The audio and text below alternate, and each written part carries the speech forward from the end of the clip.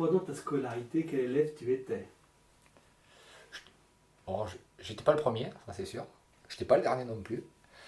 Mais il y avait des matières qui me plaisaient, d'autres moins.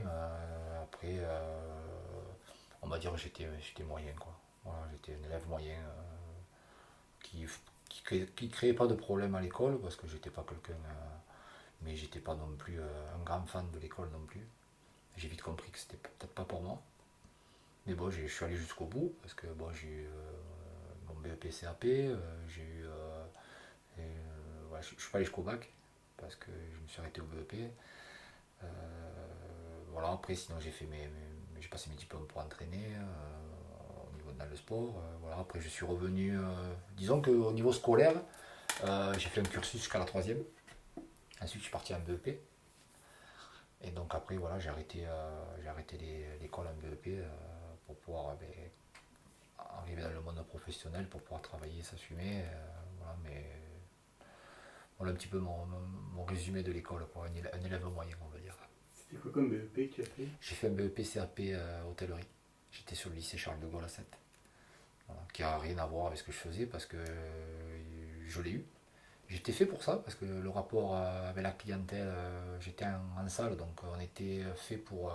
Il y avait la cuisine et la salle, le service on va dire. Et donc j'ai ce contact assez facile avec les gens, donc naturellement de vendre des produits ou essayer de faire passer tout ce qui était plat et tout ça, c'était quelque chose qui me plaisait. Et puis on faisait, c'est une école qui est toujours, on nous apprend pour la haute gastronomie. Vous voyez, c'est quelque chose où il vaut mieux avoir très peu de couverts à un certain prix qu'à d'en faire beaucoup avec un prix un peu plus modeste. Donc on faisait des découpages en salle, des flambages, on faisait beaucoup de choses comme ça et c'était vachement prenant, c'était très bien. Mais au fur et à mesure, il m'a fallu faire un choix parce que je me suis rendu compte que c'était incompatible avec le football. Parce qu'on était à un niveau quand même qui demandait des entraînements, donc c'était pas possible et c'était vraiment dommage parce que j'ai fait une saison complète dans la restauration au niveau saison et c'est quelque chose qui j'aurais pu m'amener plus loin. Mais bon, je me suis arrêté là pour sortir de l'école avec un examen quand même, quelque chose en main. Et puis après, j'ai fait différents travaux à côté pour pouvoir commencer un petit peu à gagner des sous. Voilà. Tu as fait ton école et ton collège à Metz? J'ai fait ma primaire, mais ouais, bah, ici j'ai tout fait à Metz, jusqu'au collège. Ouais. Est-ce que tu as quelques noms d'instit ou de profs qui t'auraient marqué?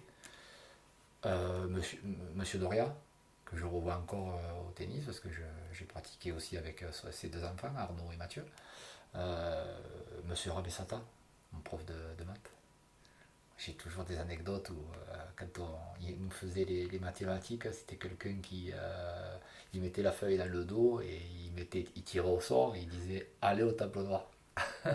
Alors on rigolait parce que c'était une anecdote, quoi. On a rigolé tous, mais on n'était pas tranquille parce qu'il l'imposait beaucoup. Mais c'était quelqu'un qu'on disait vous avez vu monsieur Rabessata le match d'hier, donc ça a duré un quart d'heure, on avait perdu un quart d'heure de cours, on était tous contents. Il était vachement, c'était quelqu'un qui était beaucoup pris sur le foot et dès qu'on appuyait sur le bouton, voilà, mais bon, c'était quelqu'un d'imposant et qui malheureusement nous a quittés. Voilà, mais sinon, voilà, au collège, j'ai ces profs qui m'ont. Madame Blanc aussi, que j'ai revu, je sais plus trop maintenant ce qu'elle devient, mais qui m'a aussi marqué. On était dans l'ancienne classe, il fallait aller. Et aujourd'hui, bon, on a le dojo, mais à l'époque, c'était pas le dojo, elle était à côté de. Elle était un petit peu en dehors du collège, là, c'était un bon moment. Quoi. Non, non, c'était. Voilà. Bon, le collège aussi, j'ai eu des bons moments. Bon, franchement, on n'a pas eu de. Monsieur Lopez était très très imposant aussi, le directeur de la cuisine centrale, avec son sifflet, son ballon quand il venait de la cantine. On se préparait déjà, on mangeait à 5 minutes pour pouvoir faire du foot. Et c'était quelqu'un qui était il était autoritaire par sa prestance, mais c'était quelqu'un d'adorable. Adorable. Voilà, ouais. C'est des bonnes personnes, très bonnes personnes.